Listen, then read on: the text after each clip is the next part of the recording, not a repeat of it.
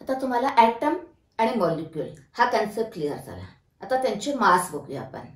ॲटमचं atomic mass, average atomic mass आज आपण बघणार आहे आणि मॉलिक्युलर मास आणि मोलर मास नेक्स्ट सेशन मध्ये बघणार आहे. ठीक आहे. आता आज आपण पहिल्यांदा बघतोय atomic mass. Atomic mass means mass of an atom, एका ॲटमचं मास. बरोबर आहे. तर तुम्हाला माहिती आहे ॲटम इनव्हिजिबल आहे, व्हेरी व्हेरी स्मॉल आहे. त्याचं मला ॲब्सोल्यूट मास फाइंड आउट करायचं आहे. It is difficult but different techniques are available from that. त्याच्याने आपण फाइंड आउट केलंय atomic mass, absolute atomic mass find out केलंय. But now consider one example. हायड्रोजनचं ॲटॉमिक मास आहे 1.6736 into 10⁻⁻24 ग्रॅम. का बघा, हे मास आहे ग्रॅम मध्ये एका हायड्रोजन ॲटमचं. It is a very very small. आणि डेली कॅल्क्युलेशन मध्ये, रुटीन कॅल्क्युलेशन मध्ये आपल्याला हे वापरायला थोडंसं इनकन्व्हिनियंट आहे. Therefore relative mass is determine. तर रिलेटिव्ह मास म्हणजे काय?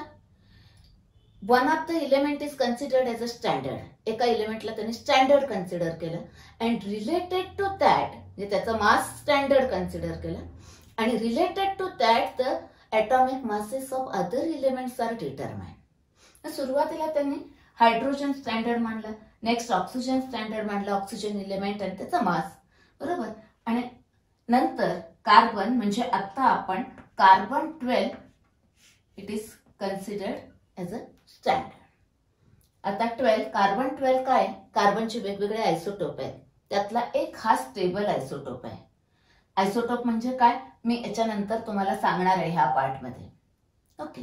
Now the mass of one carbon atom is considered as 12 AMU.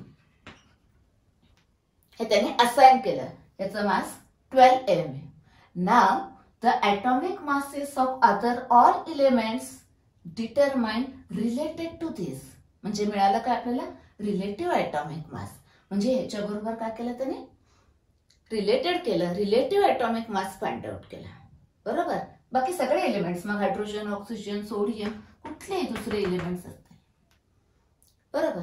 आता हा जरा कन्सेप्ट समजावून घेण्यासाठी आपण तुम्हाला एक अनालॉजी सांगते. समजा एक फळवाला आहे आणि त्याच्याकडे अशी वेगवेगळी फळं आहेत. समजा त्याच्याकडे अशी बोर आहे. बरोबर. नेक्स्ट त्याच्याकडे असे पेरू आहेत.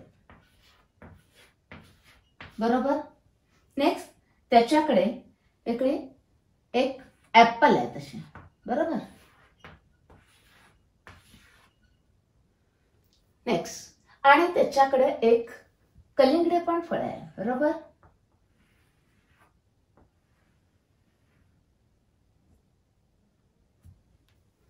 आता त्यानं काय केलं? त्याच्याकडे बॅलन्स आहे पण वजन नाहीयेत मेजर करायला, म्हणून त्यानं काय केलं? एकाला कोणाला तरी स्टँडर्ड मांडलं यातलं. बरोबर. कुणाला? आता त्यानं याला स्टँडर्ड मांडलं. बरोबर. तसं आपण काय केलंय? कार्बनला स्टँडर्ड मांडलंय आणि त्याचं मास 12 AMU. तसं याचं मास पण त्यानं काय केलं? स्टँडर्ड मांडलं, त्याचा मास आपण 1 AMU कन्सिडर करूया. त्याचा हा कलिंगड आहे, आपला हा कार्बनचा ॲटम आहे. The mass of one carbon atom is 12 AMU. बरोबर. आता मला काय करायचंय? रिलेटेड टू धिस अदर एलिमेंटचे फाइंड आउट करायचे. Then what is mean by 1 AMU? 1 AMU म्हणजे काय? याचे मला काय करायला लागतील?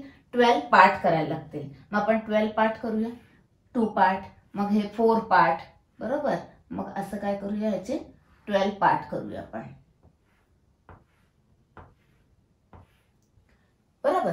आता त्यातला एक पार्ट म्हणजे काय?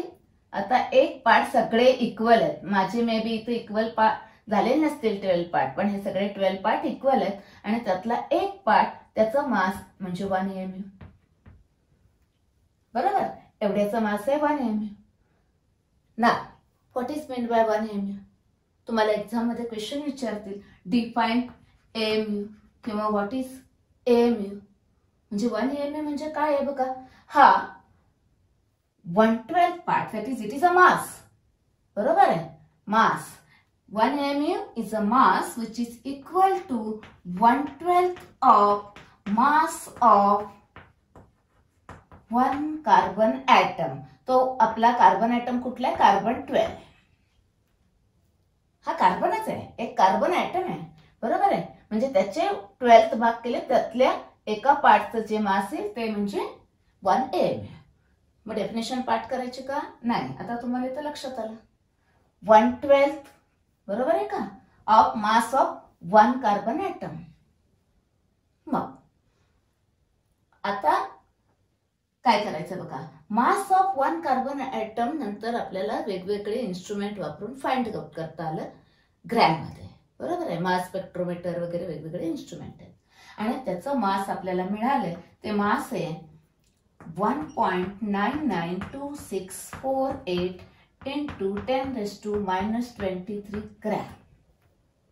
That is, this is the mass of 1 carbon atom in gram. बरोबर. हे काय झालं? 1 एवढे मास आलं एका कार्बन ॲटमचं, म्हणजे 12 AMU. बरोबर. मग काय करायला लागेल आपल्याला? याला 12 ने जर डिवाइड केलं म्हणजे 1/12. बरोबर. हे मास आहे एवढेच, डिवायडेड बाय 12 केलं की काय मिळेल आपल्याला? 1 AMU मिळेल. आणि ती व्हॅल्यू येते, हे जर कॅल्क्युलेट केलं आपण तर 1.66056 into 10⁻⁻24 ग्रॅम. म्हणजे हा आला 1 AMU, 1 ॲटॉमिक मास युनिट. बरोबर. AMU म्हणजे ॲटॉमिक मास युनिट, एवढं हे लक्षात ठेवायचं आता आपल्याला. बरोबर. आता AMU आता रिसेंटली रिप्लेस केलाय. AMU म्हणजेच रिप्लेस केलेला सिम्बॉल आहे U. U म्हणजे युनिफाईड मास. Unified mass. तुम्ही AMU वापरू शकता किंवा U सिम्बॉल वापरू शकता किंवा अजून एक आहे डाल्टन. बरोबर आहे. U, डाल्टन, AMU सगळे एकच आहेत. बरोबर. आता एक्झाम म्हणजे काय केलं बघा. आता इथे mass of carbon atom is 12 AMU म्हणजेच एवढा आला. आता ह्याच्याशी रिलेट करून बाकीच्या इलेमेंटची त्यांनी फाइंड आउट केली. तसंच फळवाल्याने पण केलं. ही एक फोड घेतली आणि याच्यापेक्षा बाकीचे किती जड आहेत, किती हेवियर आहेत किंवा किती आहेत, किती पटीने आहेत तो फाइंड आउट केला. म्हणजे त्याला म्हणायचं relative mass. Related to this other masses are determined. इथं पण related to this atomic masses of other elements are determined. याच्यापेक्षा आता किती हेवियर आणि किती हे आहेत आपण फाइंड आउट करतो. बरं. आता पुढे अजून एक्झाम मध्ये क्वेश्चन काय विचारतील बघा. व्हॉट इज 1 AMU झाला, कुठलं AMU ने काय रिप्लेस केले, आता कुठलं युनिट आहे, कुठलं सिम्बॉल वापरलंय हे विचारतील. आणि न्यूमरिकल असते. न्यूमरिकल कसे असतील बघा. आता तुम्हाला कुठल्या तरी इलेमेंटचं म्हणजे इलेमेंट हायड्रोजन इलेमेंट त्याचा एका ॲटमचा मास देते. फॉर एक्झाम्पल आता हायड्रोजनचं इथं आहे आपल्याकडे. बरोबर. आधी मी काय करते बघा. एवढे AMU म्हणजे एवढे ग्रॅम. म्हणजेच मी असं लिहून घेऊ का 1.66056 into 10⁻⁻24 ग्रॅम मीन्स 1 AMU म्हणजेच 1 U. बरोबर. आता तुम्हाला काय करतील, एखाद्या ॲटमचं मास देतील. फॉर एक्झाम्पल हायड्रोजनचं इथं माहिती आहे, ग्रॅम मध्ये देतील. And find out the atomic mass in U. बरोबर. म्हणजे आता दरवेळी एवढं लक्षात ठेवायचं, हे स्टँडर्ड आहे, हे माहिती आहे. आता हायड्रोजनचं काय दिलंय त्याने 1.6736 into 10⁻⁻24 ग्रॅम म्हणजे किती U. त्यांनी काय दिलंय, हायड्रोजनचं मास दिलंय आणि किती U असेल विचारलंय. मग हे लिहायचं आधी स्टँडर्ड. एवढे म्हणजे हे 1 AMU म्हणजे एवढे ग्रॅम्स म्हणजे आता किती U. काय करायला लागेल, क्रॉस मल्टिप्लिकेशन. म्हणजे हे इंटू हे इज इक्वल टू हे इंटू हे. म्हणजे आपल्याला हे फाइंड आउट करायचंय. म्हणून काय करायला लागेल बघा. आता बरं हा इकडे यांचा म्हणजे काही 1.6736 इंटू 10⁻⁻24 डिवायडेड बाय हे करायला लागेल क्रॉस मल्टिप्लिकेशन म्हणजे. बरोबर. इंटू 10⁻⁻24. आता हे गेले हे गेले. बरोबर. आता याचा लॉग मायनस याचा लॉग, हे लॉग कॅल्क्युलेशन करायला एक सेपरेट व्हिडिओ आहे, तो बघा. लॉग कॅल्क्युलेशन कसं करायचं, लॉग कसा बघायचा तिथं सांगितलं मी. आता आपण याचा लॉग बघूया. कॅरेक्टरिस्टिक काय येईल इथे, 0, 0 पॉइंट याचा लॉग आहे 2237. बरोबर, तुमच्या लॉग टेबल मध्ये बघा. आता इथे काय आहे, इथे आपल्याला 4च अंक हवेत, 1 2 3 4. मग हा 5 किंवा 5 पेक्षा जास्त असेल तर याला काय करायचं, 1 ने वाढवायचं. त्या लॉग मध्ये सांगितलेलं आहे. बरोबर, म्हणजे काय होईल आता 1661 होईल इथे. त्याचा लॉग बघायचा. कॅरेक्टरिस्टिक किती आहे, 0. त्याचा लॉग आहे 2204. बरोबर, सबट्रॅक्शन केलं की काय येईल बघा. बरोबर, आता ह्याचा अँटीलॉग बघायचा. अँटीलॉग बघताना नेहमी पॉइंटच्या पुढे बघायचा, म्हणजे 0 0 चा 3 चा 3 मध्ये बघायचा. आणि तो अँटीलॉग आहे 1008. तर पॉइंट कुठे द्यायचा, इथे एक 0 आहे, त्यात एक ऍड करायचा म्हणजे 1 झाला. 1 डिजिट नंतर पॉइंट द्यायचा, म्हणजे आन्सर काय आला 1.008 U. हे कोणाचा, हायड्रोजनचं ॲटॉमिक मास झाला, ॲटॉमिक मास ऑफ हायड्रोजन. बरोबर, आता हे सगळं फाइंड आउट केलंय, पण काय होतंय बघा, आता ॲटॉमिक मास असे सगळ्या एलिमेंटचे फाइंड आउट केले. ते सगळे रिलेटिव्ह ॲटॉमिक मास आहेत, आपण त्यांना ॲटॉमिक मास म्हणतोय. बरोबर, ॲटॉमिक मास फाइंड आउट केले. तर हे ॲटॉमिक मास काहींचे असे बघा 1.008 आहे, म्हणून काय केलं, त्याला राऊंड अप केला त्याने, आणि हे राऊंड अप करून किती आहे 1. म्हणजे हायड्रोजनचा ॲटॉमिक मास किती कन्सिडर केले, 1. एक्झाम मध्ये तुम्हाला जर कॅल्क्युलेशन विचारलं तर हे लिहायचंय. आपण मी तुम्हाला डेली यूज मध्ये वापरताना सांगितलंय की हे आपण राऊंड अप करून वापरतो. बरोबर, न्यूमेरिकल मध्ये आन्सर हेच लिहायचं. Okay, next. आता तुम्हाला मी एक होमवर्क देते इथे, आणि मग आपण जाऊया ऍव्हरेज ॲटॉमिक मास कडे. होमवर्क बघा, ऑक्सिजनचा ॲटॉमिक मास दिलाय त्याने, टेक्स्ट बुक मध्ये दिलेला आहे किंवा मी देते परत. काय, ऑक्सिजनचा ॲटॉमिक मास दिलेला आहे 1.56896 into 10⁻⁻24 ग्रॅम. एका ऑक्सिजनचा मास दिलेला आहे. बरोबर आहे, ग्रॅम मध्ये दिलंय. Now find out atomic mass of oxygen in u. Calci वापरायचा नाही, लॉग टेबल वापरायचं. मी तुम्हाला तर सांगितलंय, लॉग टेबलचा व्हिडिओ बघा. तुम्हाला काय डाऊट आले तर मला परत विचारा, आणि फाइंड आउट करायचा आन्सर.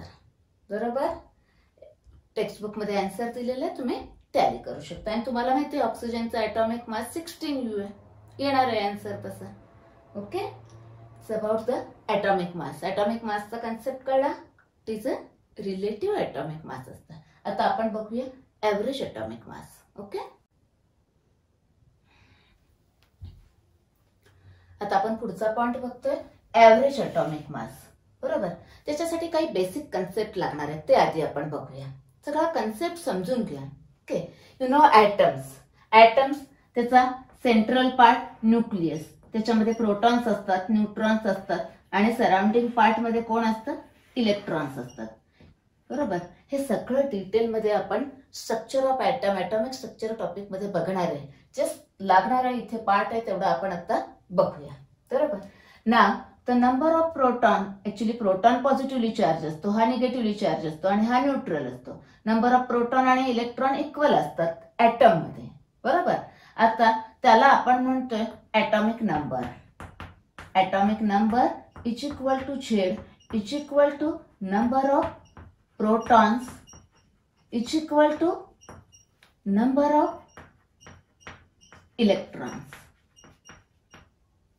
बरोबर, आणि तो आपण कसा सिम्बॉल लिहितोय, समजा एक एलिमेंट आहे एक्स, त्याचा सिम्बॉल आहे, त्याचा ॲटॉमिक नंबर आपण इथं लिहितोय, म्हणजे झेड हा आपल्याला काय सांगतोय, किती प्रोटॉन्स आहेत आणि किती इलेक्ट्रॉन्स आहेत. बरोबर, नेक्स्ट. आता मास नंबर. मास नंबर म्हणजेच सिम्बॉल आहे ए. तो काय असतोय, mass number means number of protons and number of neutrons present in the nucleus, म्हणजे नंबर ऑफ न्यूक्लियॉन्स. बरोबर, number of protons plus number of neutrons. बरोबर आहे का? मास सगळं इथं असतं ना, त्यामुळे त्याला मास नंबर म्हटलंय. मग मास नंबर ऑफ प्रोटॉन्स म्हणजेच काय? झेड. आणि नंबर ऑफ न्यूट्रॉन्सला सिम्बॉल काय वापरतात? Capital N. न्यूट्रॉनचा सिम्बॉल स्मॉल एन आहे, नंबर ऑफ न्यूट्रॉनचा सिम्बॉल कॅपिटल एन आहे. बरोबर आहे. A is equal to Z plus N. आणि मास नंबर इथं लिहितात ए. म्हणजे हा नंबर तुम्हाला काय सांगतोय? प्रोटॉन और इलेक्ट्रॉन. आणि हा नंबर काय सांगतोय? Proton plus neutron. बरोबर. हा झेड प्लस एन आहे आणि हा झेड आहे. मग नंबर ऑफ न्यूट्रॉन्स काय येतील? नंबर ऑफ न्यूट्रॉन्स म्हणजे काय येतील बरं सांगा? म्हणजे N is equal to N. हे काय आहे? झेड प्लस एन आहे आणि हे झेड आहे, म्हणजे काय येईल? N is equal to A minus Z. हे मायनस हे केलं की तुम्हाला नंबर ऑफ न्यूट्रॉन्स मिळतील. टॅक्ट लक्षात ठेवायची. प्रोटॉनची संख्या हवी इथं बघा, इलेक्ट्रॉनची संख्या हवी इथं बघा, न्यूट्रॉन नंबर पाहिजे हे मायनस हे करा. बरोबर. हा सगळं डिटेलमध्ये आपण स्ट्रक्चर ऑफ ॲटम मध्ये बघूया. नेक्स्ट आता कन्सेप्ट अजून एक लागणार आहे आपल्याला, आयसोटोप्स. आयसोटोप्स म्हणजे काय? ओके. आता बघा, ऍक्च्युली डाल्टनने काय सांगितलं? Atoms of the same element are identical. म्हणजे कुठलाही एलिमेंट घेतला तर त्याचे सगळे ॲटम सेम आहेत असं त्यांना सांगितलं. बट ऍक्च्युली सगळे सेम नसतात, ते मिक्सचर असते. म्हणजे जर तुम्ही हायड्रोजन घेतला इथं समजा, तर सगळे हे सेम नाही आहेत. काही कसे आहेत बघा. एक आता हायड्रोजन कसा असतो? हायड्रोजन 1-1 म्हणजे काय? तर त्याचा न्यूक्लियस मध्ये एक प्रोटॉन असतो. बरोबर. आणि इथे एक इलेक्ट्रॉन असतो. बरोबर. हा झाला. नेक्स्ट त्याचा आयसोटोप अजून एक कसं असतं बघा. त्याच्यामध्ये एक प्रोटॉन, एक न्यूट्रॉन आणि एक इलेक्ट्रॉन असतो. म्हणजे काय येणार आहे इथे? H12 1+1. इथं मास नंबर इथं असतो इथले. बरोबर. नेक्स्ट अजून एक त्याचा आयसोटोप असतो, त्याच्यामध्ये 1 प्रोटॉन आणि 2 न्यूट्रॉन. बरोबर. न्यूट्रॉन आणि एक इलेक्ट्रॉन असतो. बरोबर. म्हणजे काय आला हा? म्हणजे हे सगळे हायड्रोजन असे नसतात, तर काही असे असतात, काही असे असतात आणि काही असे असतात. म्हणजे आयसोटोप्स. म्हणजे आयसोटोपची डेफिनेशन काय? डिफरंट ॲटम्स आहेत का? Different atoms of the same element. Hydrogen हा एलिमेंट आहे ना. Different atoms of the same element having same atomic number but different mass number are called as isotopes. बरोबर. आता असे बऱ्याच एलिमेंटचे आयसोटोप्स आहेत. आता मगाशी मी तुम्हाला सांगितलं atomic mass, mass of 1 atom. मग असे जर मी हायड्रोजन घेतले इथे, तर असे पण ॲटम असणार आहेत, असे पण ॲटम असणार आहेत आणि असे पण. मग कुणाचा मास कन्सिडर करायचं? हे की हे की हे? कुठला मास कन्सिडर करायचा? मग आता काय करायचं? आपण काय करतोय बघा, ऍव्हरेज काढतोय एवढे. मग ऍव्हरेज ॲटॉमिक मास करायचा. बरोबर. म्हणजे ऍक्च्युली जे ॲटॉमिक मास आपण आता वापरतोय ते ऍव्हरेज ॲटॉमिक मास असतं. तर तुम्हाला मी एक एक्झाम्पल सांगते आणि मग आपण ह्याच्यावरची न्यूमरिकल सोडवणार आहे. कसं फाइंड आउट करतात बघा. समजा आता क्लोरीन घेतला आपण, तर याच्यामध्ये असे क्लोरीन आहेत. ऍक्च्युली क्लोरीन डायटॉमिक असतो. आपण आता इथे डायटॉमिक आहेत, कन्सिडर करा. हे असे क्लोरीनचे आपल्याकडे असे वेगवेगळे असे ॲटम्स आहेत. बरोबर. ऍक्च्युली तो Cl2 असतो. जस्ट इमॅजिन करा आपल्याला समजून घेण्यासाठी. आता क्लोरीनचे पण 2 आयसोटोप्स आहेत.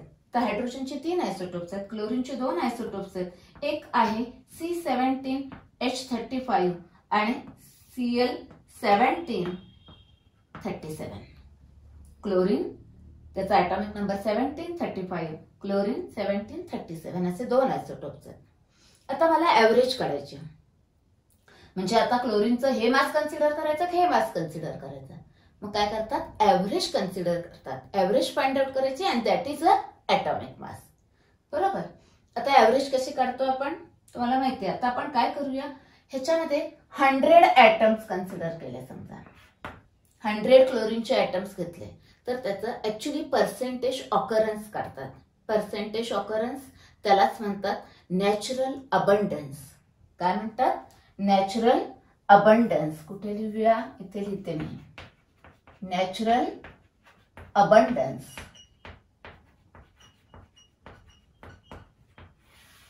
बरोबर, म्हणजेच पर्सेंटेज ऑकरन्स म्हणजे काय? तो किती पर्सेंट आहे. म्हणजे जर 100 घेतले आपण त्याच्यामधले हे किती आहेत आणि हे किती आहेत, तर पर्सेंटेज ऑकरन्स आपल्याला नॅचरली फाइंड आउट केलेलं आहे. तर नॅचरल क्लोरीन जो अवेलेबल आहे त्याच्यामध्ये याचं पर्सेंटेज 75% असतं आणि याचं 25% असतं. म्हणजे काय? जर मी 100 घेतले तर आउट ऑफ दॅट 100 75 असे असतात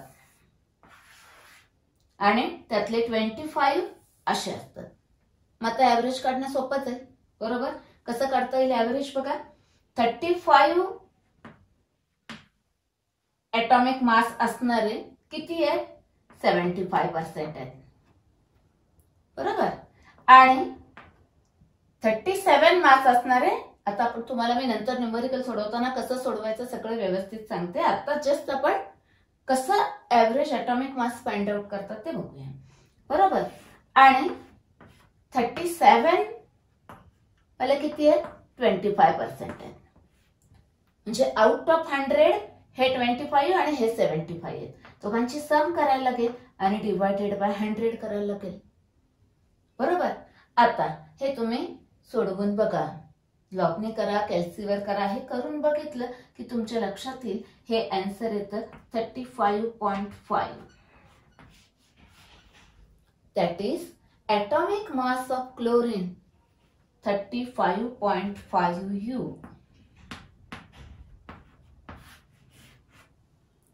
म्हणजे हा कन्सिडर करायचा नाही, हा पण नाही. कुठल्याही एका आयसोटोपचं मास कन्सिडर करायचं नाही.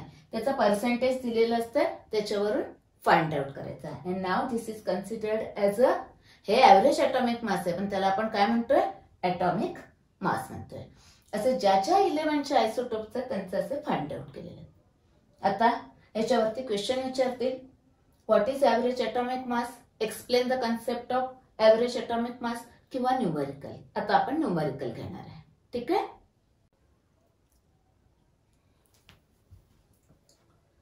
आता आपण न्यूमेरिकल प्रॉब्लेम बघूया ॲव्हरेज ॲटॉमिक मासवर.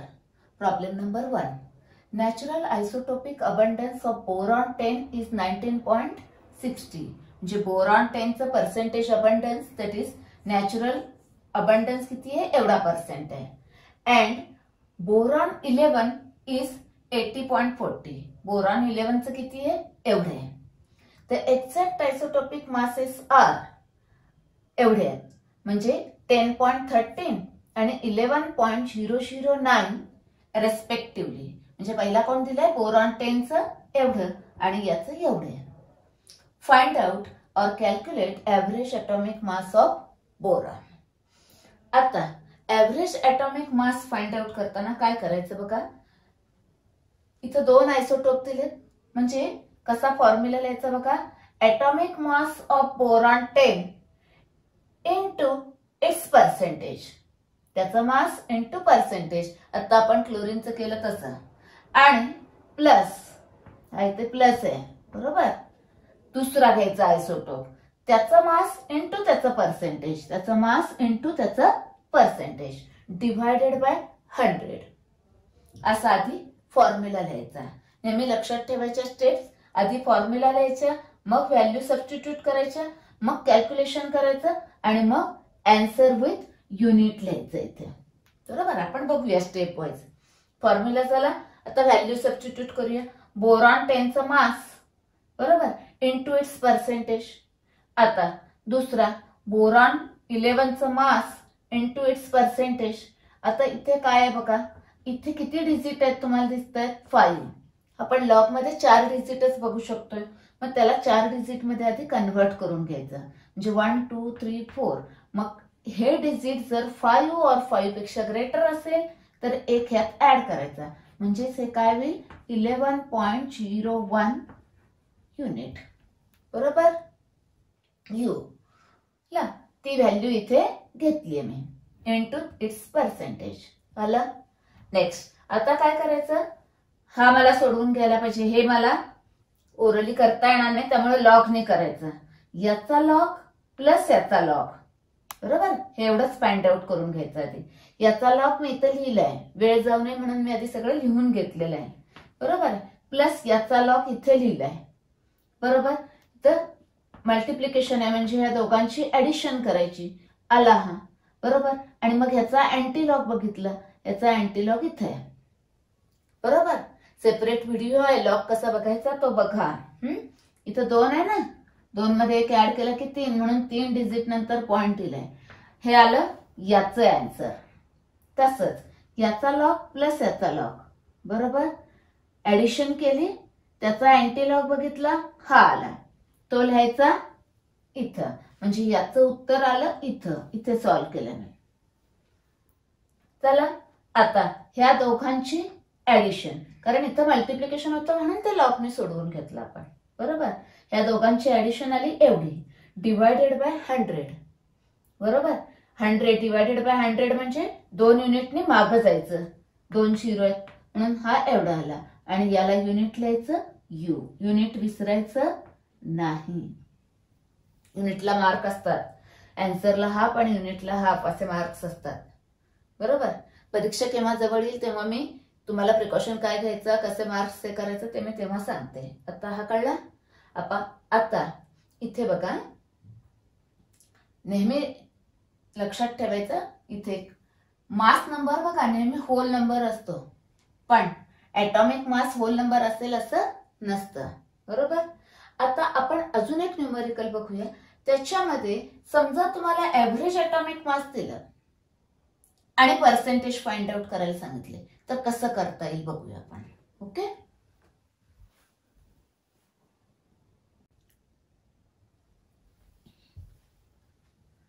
नेक्स्ट प्रॉब्लेम बघतो आपण. बघा, boron occurs in nature in the form of 2 isotopes having atomic masses 10U and 11U. एक आयसोटोप आहे, त्याचा मास 10 आहे म्हणून इथं 10 लिहिलेलं आहे, आणि बोरॉन दुसरा आहे तो 11 आहे. बरोबर. What are the percentage अबंडन्सेस.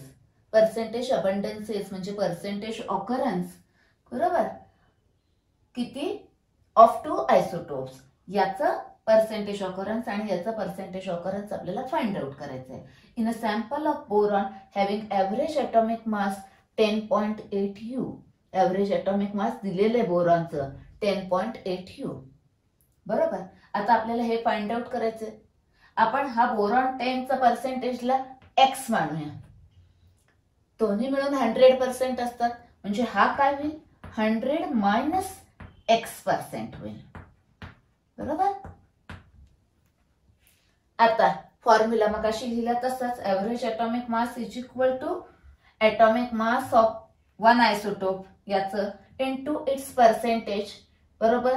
Next दुसरा आयसोटोप, त्याचं atomic mass into its percentage divided by 100. हा आपण त्याचा फॉर्म्युला लिहिला. बरोबर. आता व्हॅल्यू सबस्टिट्यूट करूया. ॲटॉमिक मास ऑफ बोरॉन 10 हा 10 आहे, त्याचं पर्सेंटेज आपण x मानले इनटू x प्लस आता दुसरा आयसोटोप, त्याचा ॲटॉमिक मास आहे 11 आणि त्याचं पर्सेंटेज आपण काय मानले 100 मायनस x. म्हणजे काय करायला लागेल आपल्याला, हा ब्रॅकेट असा करायला लागेल. बरोबर. डिवायडेड बाय 100 आणि ॲव्हरेज ॲटॉमिक मास दिले आपल्याला 10.8. बरोबर. मग आपण काय करायचं, आधी ह्या 100 ला इकडे घेऊया, म्हणजे काय होईल बघा हा. बरोबर. मल्टिप्लाइड बाय 100 म्हणजे 2 डिजिट पुढे जाईल, हे होईल असं इज इक्वल टू हा काय होईल आता 10x. यानं याला मल्टिप्लाय करूया म्हणजे हा प्लस 1100 आणि यानं याला मल्टिप्लाय करूया म्हणजे minus 11x.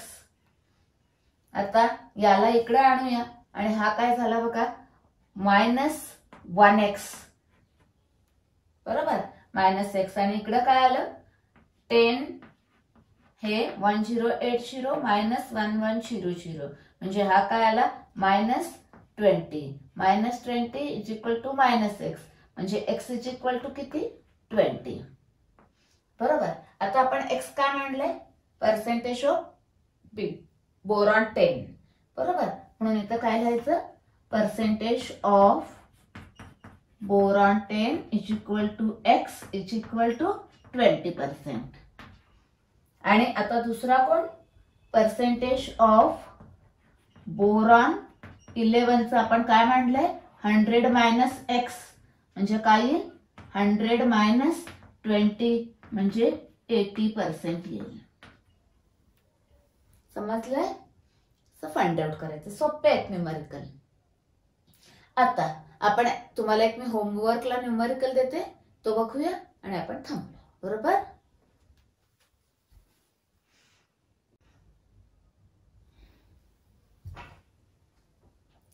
Homework average atomic मास वरती तुम्हाला मी 2 प्रॉब्लेम्स दिलेले आहेत इथे. बरोबर. दोन्हीमध्ये ॲव्हरेज ॲटॉमिक मासच काढायचे. इथे मात्र मी काय केलंय बघा, तुम्हाला 3 आयसोटोप्स दिले, सेम फॉर्म्युला, फक्त आपण मी मगाशी 2 केलं होतं, तिथं ते 3 आयसोटोपचे घ्यायचं.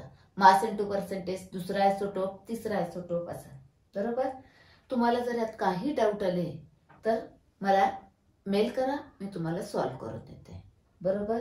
वेळ लागेल तुम्हाला भरपूर, आणि लॉग कॅल्क्युलेशन कसे करायचे त्याचा आधी व्हिडिओ बघून घ्या.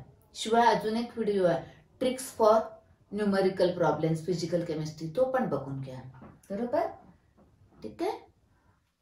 नेक्स्ट सेशन मध्ये आपण बघतोय मॉलिक्युलर मास आणि मोलर मास.